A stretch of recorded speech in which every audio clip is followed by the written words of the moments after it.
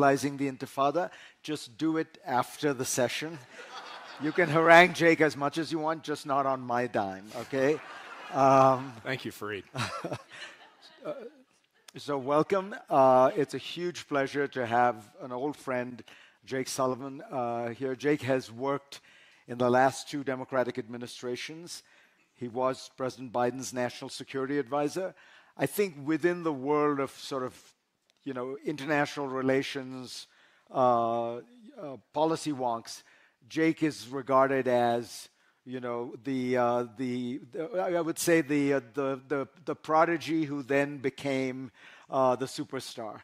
Hillary Clinton once called him a once-in-a-generation talent, and I think that's basically right. And I think anyone who has worked with him has left with a feeling of really having been a privilege to work with him. You'll see in a second just how focused and analytic and super smart he is. So, Jake, thank you for being here. Thank you for having me. My brother heard that comment about talent and was like, that's total BS. He's like, I'm in your generation, okay? So, anyway. Well, what was it? Churchill said, "No man is a hero to his valet." Not that you're. I'm going to tell my brother that. Yeah. Yeah, that would add insult to injury to Tom. All right, we're going to start. Jake Sullivan, pleasure to have you. Thanks for having me. What was your reaction to Donald Trump deciding to use American military power in the way he did over the last few days? Well, first, we could see this building up, in part because over the course of 2024, Iran was degraded to its weakest point since the Iranian Revolution in 1979. It had lost its main proxy, Hezbollah. It had lost its main client state, Assad, Syria. It had lost its air defenses. And twice in 2024, it tried to attack Israel directly with missiles. And twice, with the support and direct help of the United States, Israel rendered those attacks totally ineffective.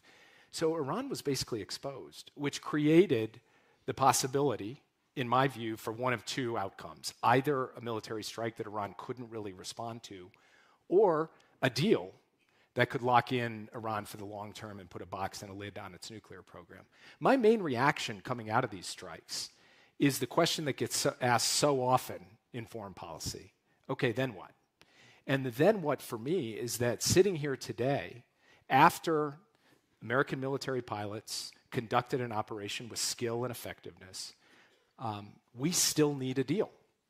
Because Iran still has, it appears, stockpiles of enriched uranium, still has centrifuge capacity, even if the installed centrifuge capacity has been destroyed or damaged or who knows what, and still has know-how, and therefore still has the possibility of reconstituting its program. And let me add also, Iran right now is not allowing the International Atomic Energy Agency to go to any of these sites. So the verification we had before or we'd have under a deal we don't currently have. So I would say that even though right now you can clearly look at the Iranian nuclear program and see it's been set back, the threat of the Iranian nuclear program has not been comprehensively dealt with and can only be comprehensively dealt with if we can get a long-term deal that locks Iran's nuclear program in a box so that they can never get a nuclear weapon. There's a lot to unpack there, so I want to start with what you said. Wouldn't it be fair to say that we were all surprised by how weak Iran and its proxies were? And I mean by all, even the Israelis, I think, were surprised when they first went after Hezbollah. And remember, they went after Hezbollah because their pagers were beginning to get exposed because of a software update. And so they decided, okay, let's go. And Hezbollah collapses. And then they strike Iran, and Iran has, as you said, barely any ability to strike back. They go after Syria, and the Syrian regime collapses for many reasons. It feels like this was this something that all of us didn't realize just how weak and dysfunctional this axis of resistance that Iran had built up was. You know, one thing that I've reflected on over the course of my 4 years as National Security Advisor is there's been more than one instance where I think we've overestimated the military capacity of our adversaries. Soviet Union, Saddam Hussein. Russia, right. Just before Ukraine. Right. right? We thought Kyiv had fallen a week because of the Russian military juggernaut, and Russia was exposed as having basically a corrupt and ineffectual army, and it certainly didn't hurt that you had a very brave Ukrainian army standing athwart them to stop them from taking Kyiv and taking over Ukraine. And yes, I think the view from across the professional class of national security decision makers, including intelligence and uniformed military professionals, was that Iran and its proxies had more juice than it turns out that they had. But it was pretty apparent by October of last year, when Hezbollah essentially had to sue for peace with Israel, and when Iran didn't even respond to Israel striking and taking out its air defenses and proclaiming that to the world, that Iran was in a very weakened state. And in fact, you wrote a column a few weeks after that, late last year or early this year, basically saying, hey, look at America's adversaries, including Iran. They are in a very weakened state. So I'm less surprised in the short term, just of what happened over the last 2 weeks. But over the stretch of it, it definitely is a different level of capacity than we had factored in when we were making our decisions over the course of multiple administrations, including, frankly, the Trump administration the first time around. Talk to me about Bibi Netanyahu. This is a guy you dealt with personally, constantly. It feels to me like people used to always say, he's very canny, very wily, but he's cautious. He doesn't take crazy risks. The reporting I have is that the IDF initially wanted to go north to Hezbollah after the October 7th attacks. Bibi was cautious. What do you think happened? Because he is really, he took a very big gamble here, that he was going to go after all these forces and that they were all going to collapse. What changed his calculus, you think? I think he looked at the picture of what unfolded last year over 2024. Hezbollah could no longer effectively threaten Israeli cities. Iran was reeling from the loss of Assad. And then when Iran tried to throw its best punches at Israel, with critical aid, direct military support from the United States, basically defeated those attacks. And then Israel was able to reach out and touch Iran quite effectively. So I think he looked at all of that. And then I think there was a second factor, which is that over the course of several years, the military and intelligence enterprise in Israel has been less enthusiastic about the military option than some of the political types. That changed last year. So there was a chorus of voices from across his national security establishment saying, this is something we can do and we should do. And that was true from the IDF, it was true from the Mossad, it was true from others, and I think that had an impact on him as well. But one thing I will say is Israel has shown time and time again under Prime Minister Netanyahu, they can conduct military operations with effectiveness, indeed with panache, as they have done in Lebanon and in Iran. But they also sometimes have difficulty connecting those military actions to a clear strategic endgame that is sustainable. And I am worried in the Iran case, as I am gravely alarmed in the Gaza case, that they are not aiming towards a clear and sustainable endgame. And I think that's why U.S. policy has to be clear-eyed. We've seen what's happened over the last 12 days. Now we need to turn to getting a diplomatic solution that can sustain for the long term.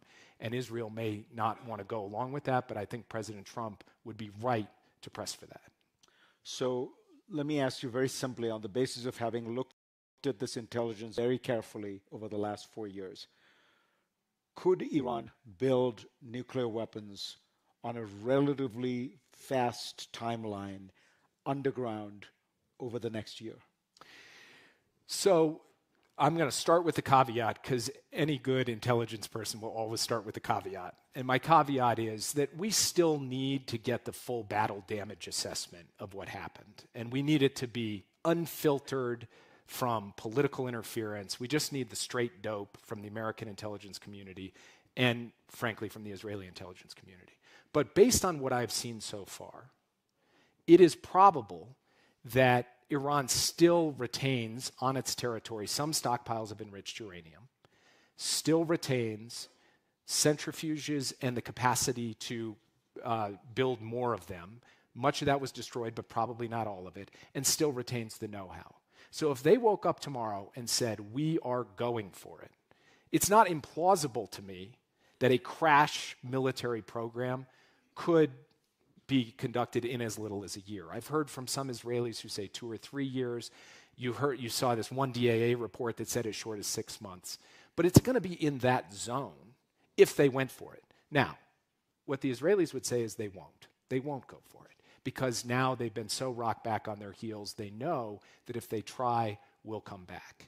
But the problem is that will leave us in a weird limbo where Iran has this capability and maybe they go deep underground and try to do it.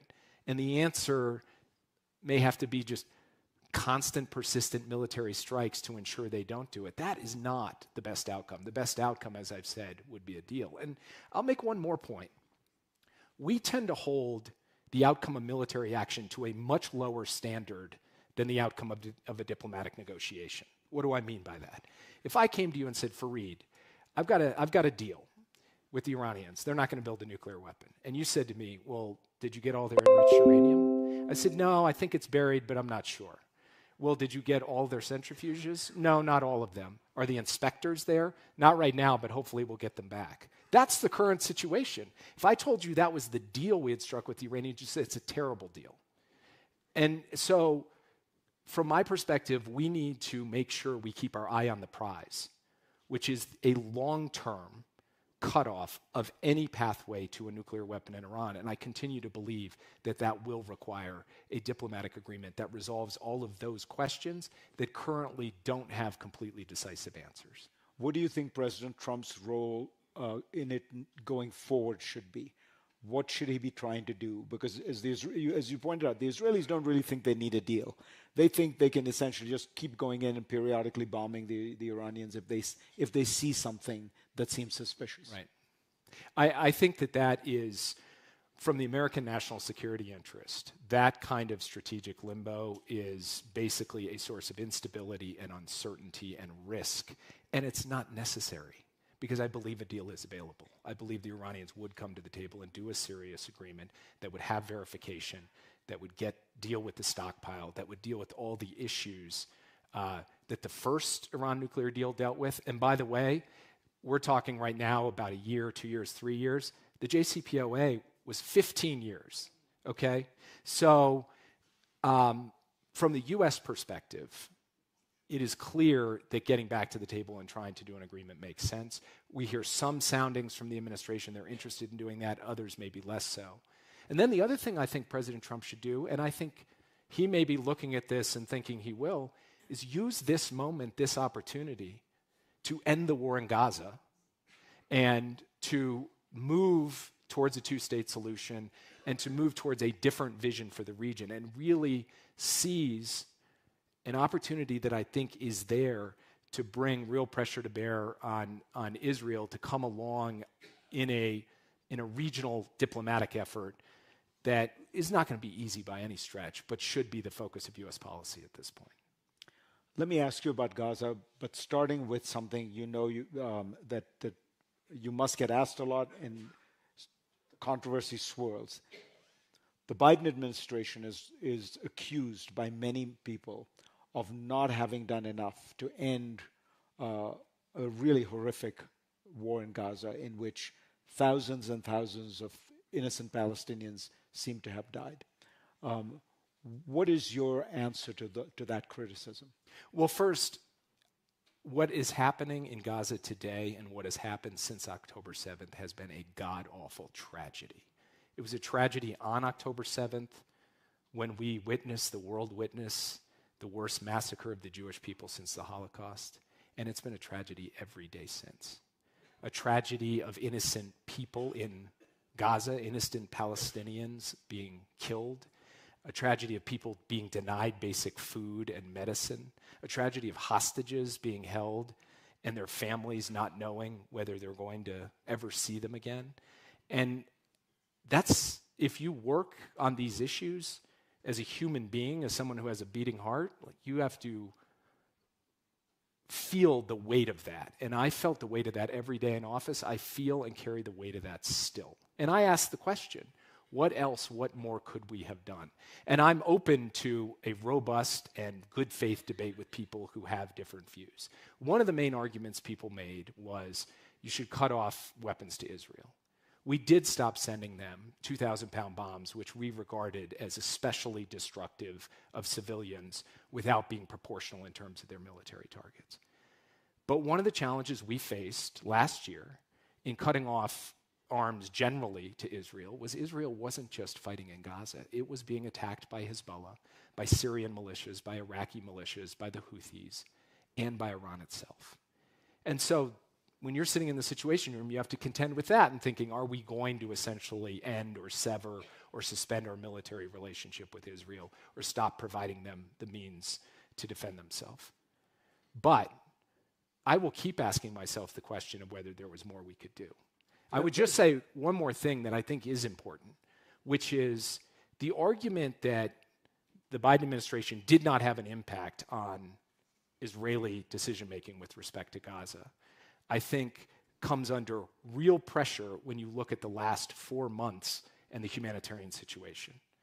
We went through weeks and weeks this year under President Trump where there was a complete siege of Gaza. No food was getting in, nothing.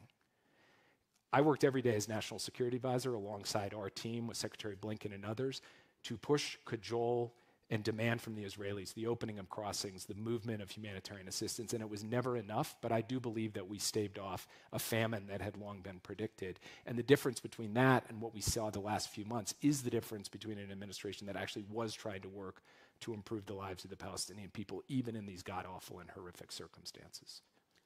The argument people make is that Bibi played you guys. Bibi Netanyahu knew that at the end of the day, you could bluster, you could say things, but you wouldn't cut off the aid, and so he could essentially ignore many of your entreaties. Well, first, as I just mentioned, when it came to the humanitarian assistance, President Biden went to Israel a few days after October 7th, and as he was flying in, the position of the Israeli government was 0, 0, 0. Nothing is going in, nothing. No crossings, no food. And we had to press and push and take really decisive action from the top to change that circumstance, to get food and humanitarian assistance into Gaza. And I believe that we did have an impact in a significant way on that. So he could not fully ignore the United States. But as I said earlier, the United States was in a challenging position when it came to the question of how do you apply leverage with respect to a friend who is under attack from multiple directions all at once. That's a tough circumstance. And that is what we contended with. And those who say, well, you should have just gone ahead and done it. I understand that argument. My personal view is that it is a very challenging thing to walk away from a friend in to that significant a dimension when they are facing this level of attack from this many different directions. When you talk about the Israeli demand of 0, 0, 0, or you point out that right now there were several weeks where essentially nothing got in, what do you think is going on? What is it? What is? I think we all have underestimated the degree to which October 7th really changed the Israeli psyche. Do you think there is a desire for almost a kind of collective revenge on the people of Gaza? Look, I think Israeli society is complex. Obviously, it's a raucous democracy with a lot of views, and I'm sure there are people in Israel. In fact, there are leaders in Israel who have voiced that view. And it's odious, and it's totally criminal, that view that just says collective punishment, we can do these things. But the main line, I believe, of Israeli policy from the beginning was so focused on we just can't have Hamas gain anything from this, gain money from it, or get the supplies to keep running their war against us, that they let that operational decision kind of cloud their judgment about aid getting to innocent people.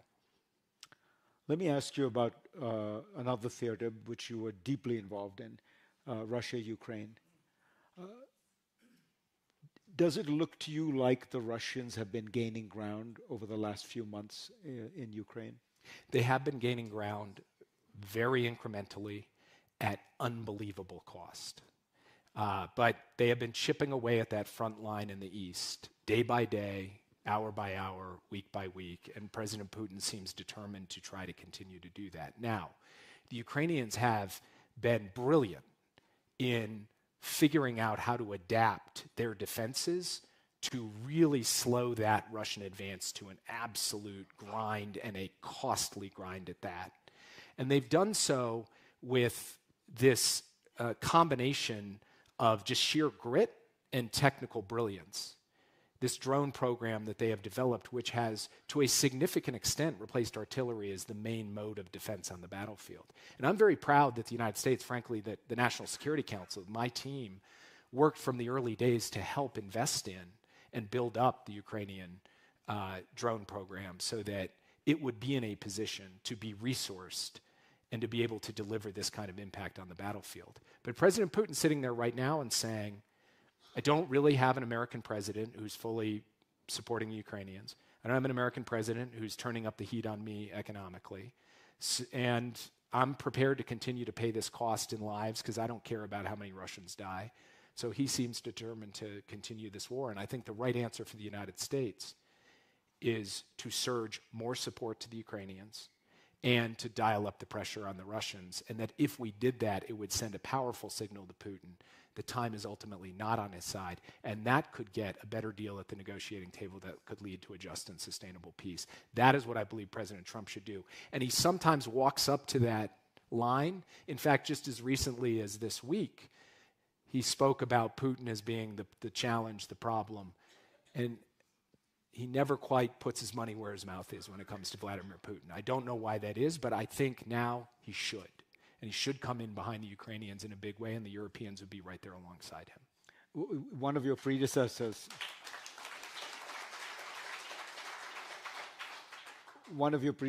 General McMaster, who I think was Trump's national security advisor in the first term for about a year, said in his memoirs that after working a year with Donald Trump every day, the one thing I could never figure out was why he was so favorably inclined towards Russia and Putin. Do you have a theory? I actually don't have a theory, and I know it's kind of a lame answer, but yeah, someone said yeah, but what is demonstrably, manifestly true is that President Trump is prepared to stick it to friends. He's prepared to stick it to foes. He's prepared to stick it to competitors like Xi Jinping, 145% tariffs.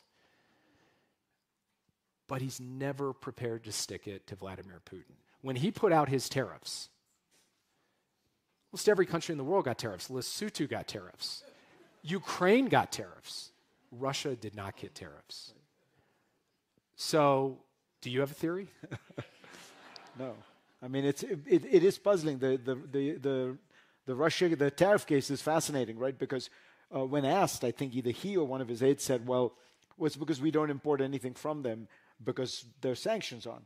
But actually, we import a lot more from Russia than from Lesotho. In fact, we import more from Russia than pretty much all of Africa, I think, if you take energy exports out.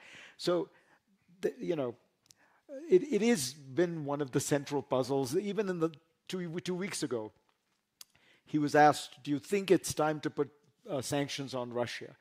And he said, yeah, I think it's time to put sanctions on Russia and Ukraine. So there's something there where one piece of it, I wonder, this is not, he's a creature of we forget he's 78, 79 years old. He's a creature of the Cold War. I think he thinks of Russia in these very grand, elevated terms that he's going to make a deal. It's something like Kennedy meeting Khrushchev, Nixon meeting Brezhnev, and Trump meeting Putin. The truth is, Russia is a dysfunctional, bankrupt economy. I mean, it's smaller than the Netherlands. I would guess in 5 years, the Polish economy might be bigger than the Russian economy. If we were to actually get our act together, in 10 or 15 years, the Ukrainian economy could be bigger than the Russian economy. But I think he has this fantasy about Russia. Anyway, that's the That's the above-board explanation. There are many others, as you know. But you see how I did that, got the question back over to him. So it's, So when you were a national security advisor, you gave a couple of speeches and then put in place a bunch of policies which were designed to help bring manufacturing back to the United States. Donald Trump and his team say that is the central focus of what they want to do. And they've put in place a whole bunch of policies, very different from yours, and largely rolled back a lot of your policies.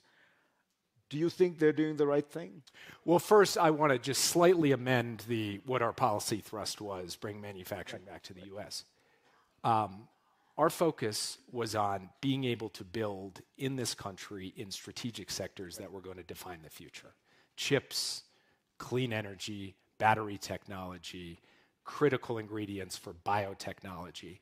And our concept was, one, yes, in fact, Americans ought to be able to produce these cutting-edge things just like everybody else, and we make no bones about that. Two, we should not be reliant on any other country in the world. We don't have to make it all here, but we should have the capacity to make it. And three, I have a deep belief that a country that loses its capacity to build erodes its capacity to innovate, that there's a feedback loop. And doing the innovation here and then all of the production over there is a net negative for the United States. I think President Trump has a much more blunt force view, which is just manufacturing jobs, whether it's assembling iPhones or assembling 3-nanometer chips, is just the same. Bring it all back. And I think that it's the leap from the targeted, the specific, the high-tech, to this broad view of everything should be made in America and we should buy nothing from anywhere else, that I think is where the conceptual error, the significant conceptual error comes in. But there's also a big difference where you essentially, along the lines you were describing, went for industrial policy, try to help these companies, give them the financing they may need, the early contracts they may need. Whereas Trump, it's almost all tariffs. What do you think of the tariffs? I think these broad-based tariffs that are just applied not to be a targeted countermeasure against a specific economic or national security harm, but are just, here's 10% for everybody, here's 50% for everybody. These essentially are a tax on the middle class. They raise prices. And it's very hard to find economists, you can find one or two here or there, who would say they're actually going to achieve the ultimate objective of bringing back the kind of manufacturing that President Trump wants to bring back. So I do not see this strategy leading to success.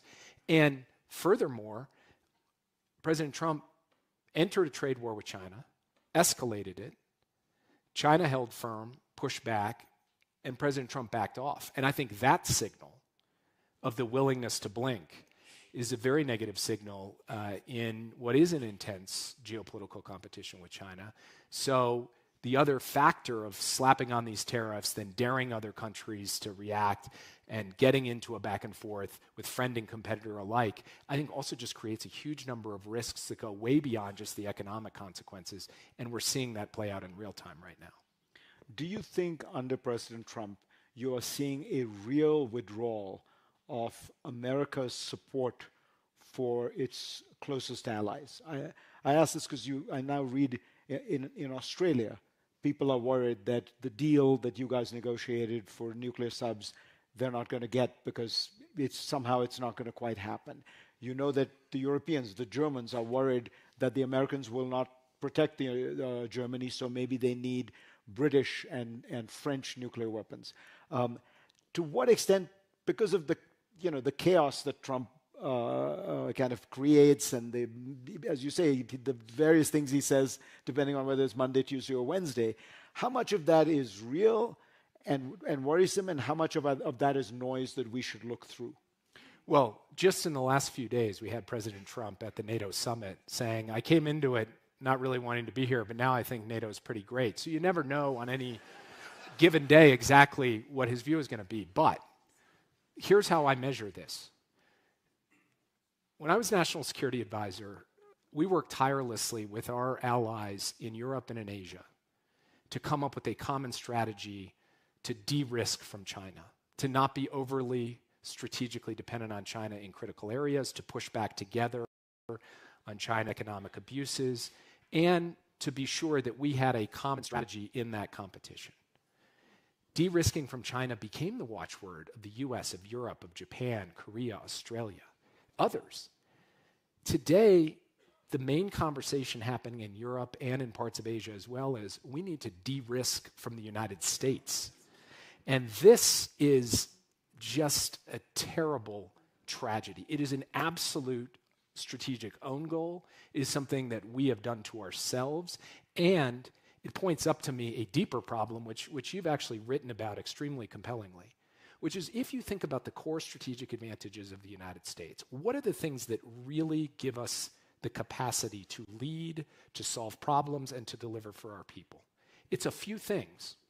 It's the ability to attract talent from around the world. Lee Kuan Yew famously said, China can count on 1 billion people, the United States can count on the talents of 7 billion people, because we can get the best and the brightest from everywhere. It is a unique innovation ecosystem that's a three-legged stool of government-funded basic research, higher education, and the private sector, and he's kicking out 2 legs of that stool. It is confidence in our capital markets, in our dollar, and he's throwing up questions about that. It's our alliances, which Russia and China would kill for, and the Chinese are looking at how we're playing our alliances and saying, hey, you're doing our work for us. And then, of course, underneath it all is the basic bedrock of rule of law in our Constitution. So we could talk about Iran policy or China policy or Russia policy or anything else, but at the end of the day, my real concern with where we are going is the way in which America's core advantages are being eroded by choice. And I think that we will end up paying the price for this if we don't do something to reverse course very fast. And that's the clarion call I think that we all need to make on behalf of this country that we all love, that we need to stand by these fundamental attributes because they are what truly make us great.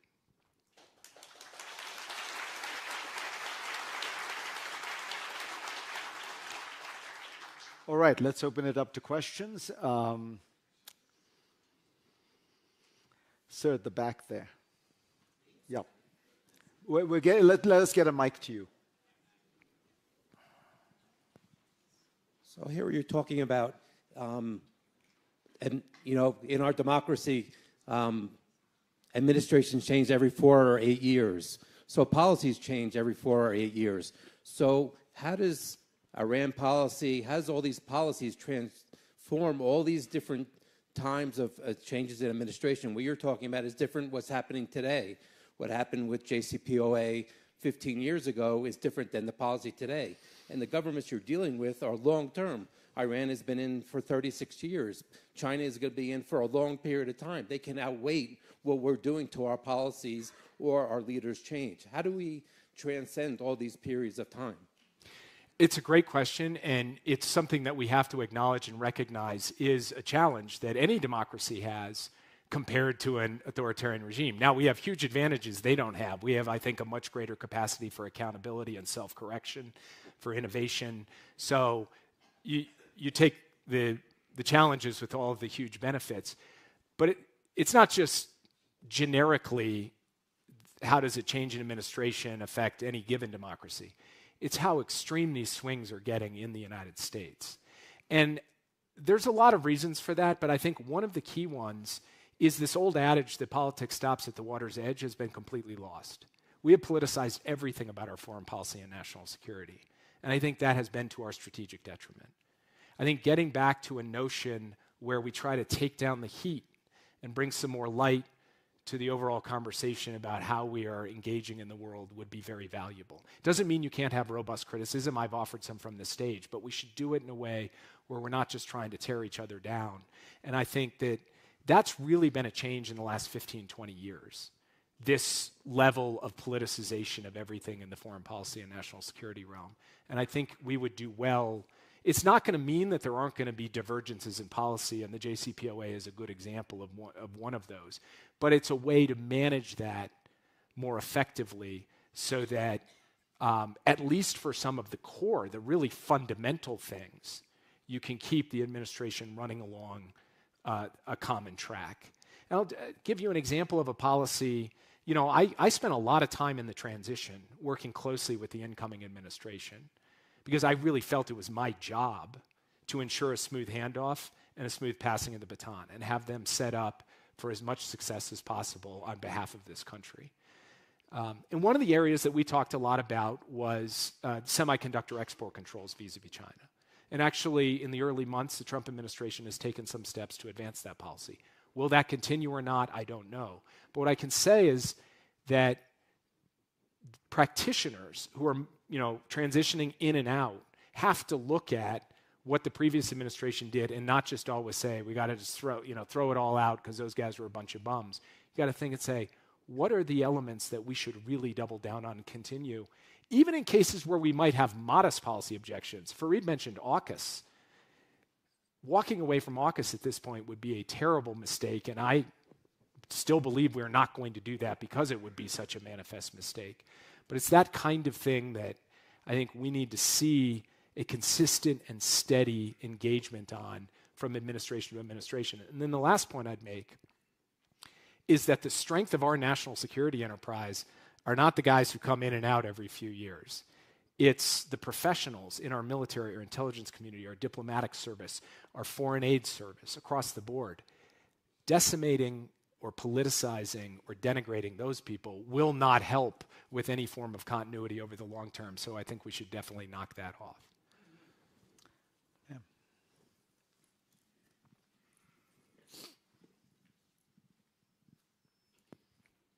I'm curious your thoughts about this administration's two forms of approaches to the world. The isolationist view that the vice president perhaps represents, and the fact that the Trump administration actually took action against Iran.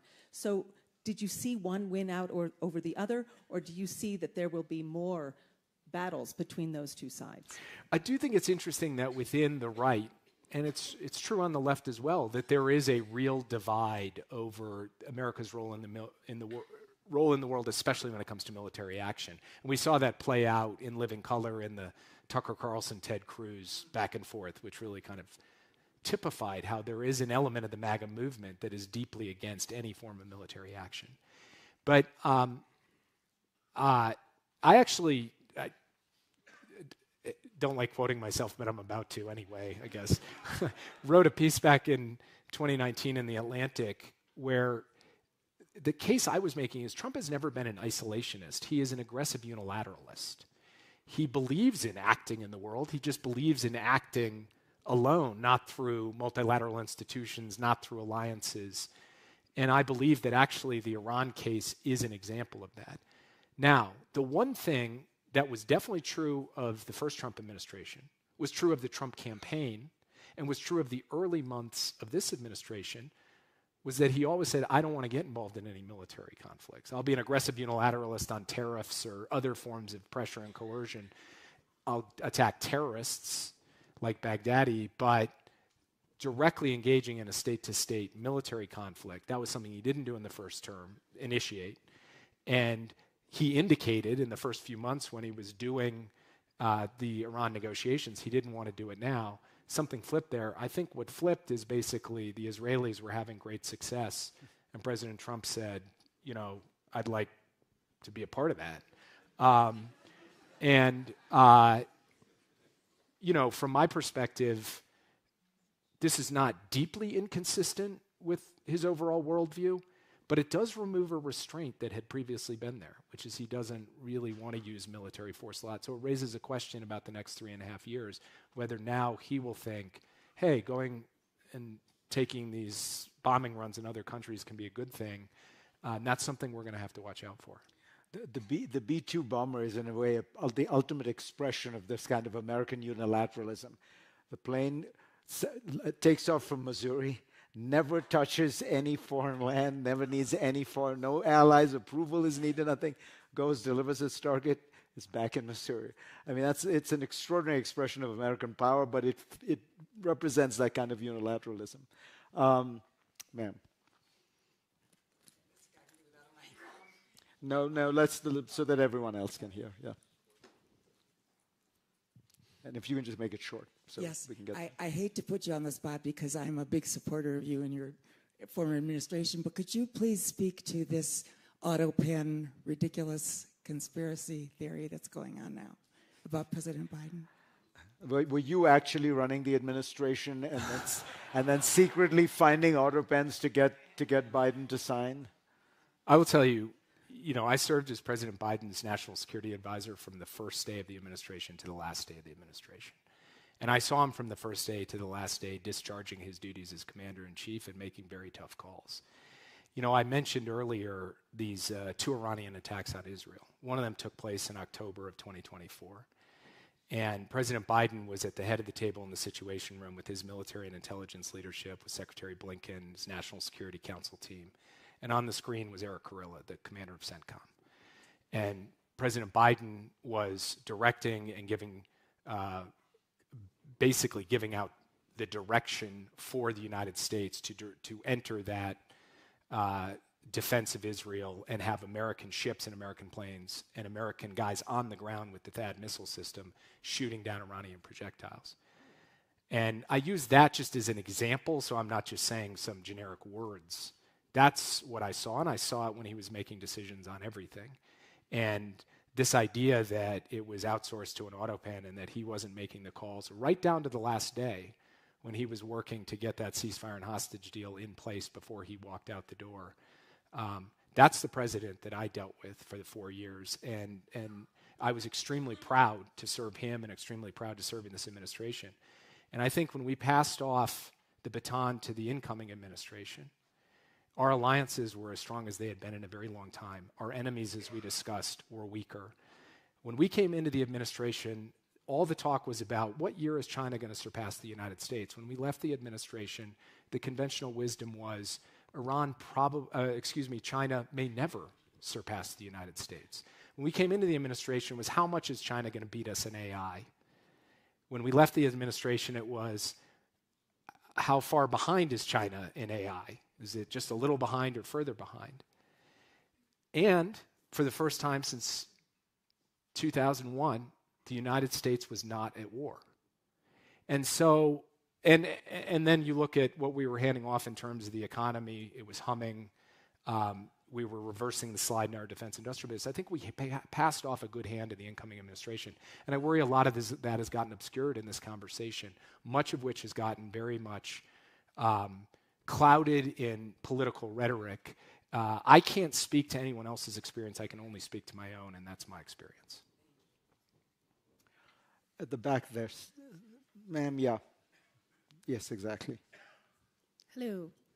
I'm curious if, given all of what we've seen with the flip-flop back and forth with Iran, and that we were going to make a deal, then we secretly kind of jumped on and then bombed them, and then we're like, oh, well, let's make a deal again. How honestly that folks are incentivized to make deals with us, given that it feels like the only protection that you can have from us doing our way is to have nuclear weapons?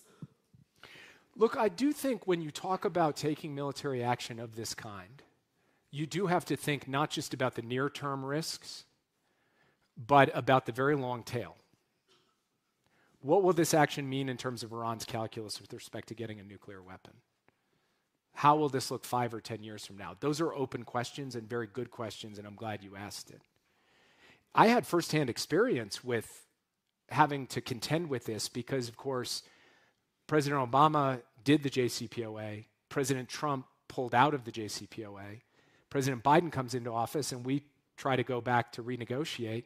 And, of course, it's more difficult to renegotiate a deal that you've just pulled out of. And we found that experience extremely hard in 2021 and 22, and we're not actually able to consummate a deal that, reached a level of satisfaction that we thought we could get Iran's program in a box. And that was partly because of this question of credibility. And I think that will be an ongoing question. But credibility is one half of the equation. The other half of the equation is leverage.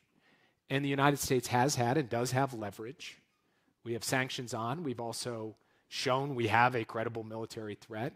And so a diplomatic agreement, in my view, is achievable if we engage in a serious way and drive to a deal that can stay in place for a very long time and does not put us in a position where we have to constantly be resorting to the military tool to try to deal with something that can demonstrably be dealt with through diplomacy.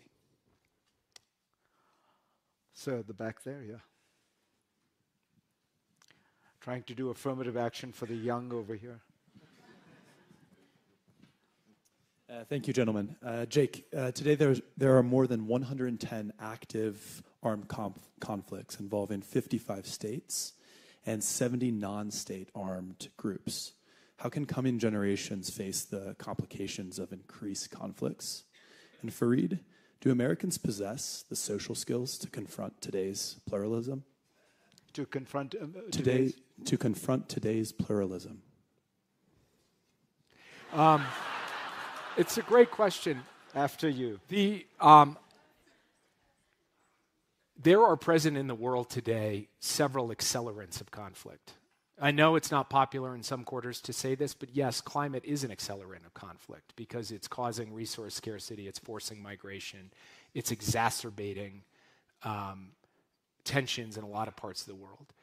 Technology is an exacerbator of conflict. We are seeing the democratization of lethal technology in ways that are both inspiring when you see what Ukraine did to Russia recently, and deeply alarming when you see the fact that the Houthis in a cave can slap together a very precise long-range missile or drone and hit a precise spot 2,000 kilometers away in Israel with it. And more groups are going to be able to possess more potency, more precision, and more range in the years ahead. So that is a big exacerbator of conflict. And then you have the fraying of the post-Cold War order and the institutions that were designed and meant to mitigate conflict. And I'm only naming a few, there are many more. So to me, it's getting at the heart of what those drivers of conflict are and trying to reduce the potency of those drivers that then can help you deal with the overall level of conflict. And I think young people are uniquely situated to do that, to bring us through a clean energy transition and address the climate crisis, to make technology work more for us than against us. And I do think young people have the social skills to do it, honestly. And so actually the kind of problem-solving, techno-optimistic nature of the next generation should be pointed directly at the challenge of this degrading security situation and say, don't just solve it conflict by conflict, try and solve these underlying drivers with the kind of spirit of innovation and humanity that I think is present in the next generation. On your second part of your question, look, I'm an immigrant, so I have an essentially structurally optimistic view of the United States. You know, I chose to come here, leave behind something, start a family here. You know, so I always have the sense that the United States looks much worse than it is because we wash our dirty laundry in the public. All the problems are aired and re-aired. And so what you're going through now in particular is, I think, a period of great rethinking of what the nature of American democracy is, what the nature of the American economy is, what are our relations with the rest of the world. And it's probably better to have that all aired, to have it all exposed, to in a sense, wrestle with all of it, rather than to just hope that we can keep things under control. You know, this group of people, the kind of technocratic elites who've been running things, continue to run things. Maybe this is better because you are forced to confront the opposition, the divisions, the debates. And I hope what we will come to realize is that what we have is incredibly precious. What we have is, the oldest constitutional democracy in the world. What we have is this incredible, rich civil society and the innovation that the economy produces.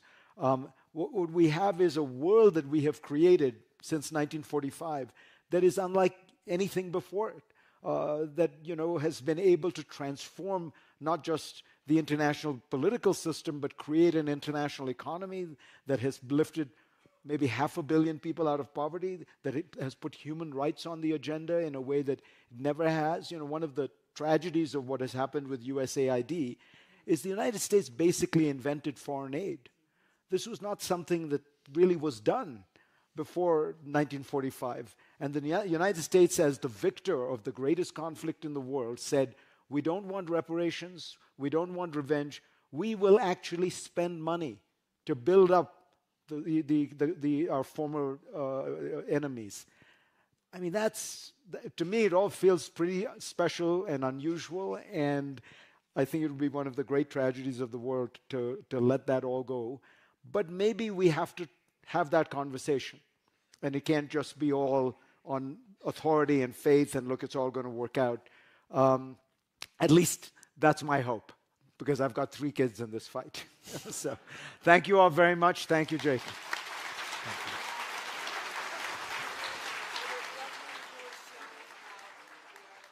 I will take a look at it, promise.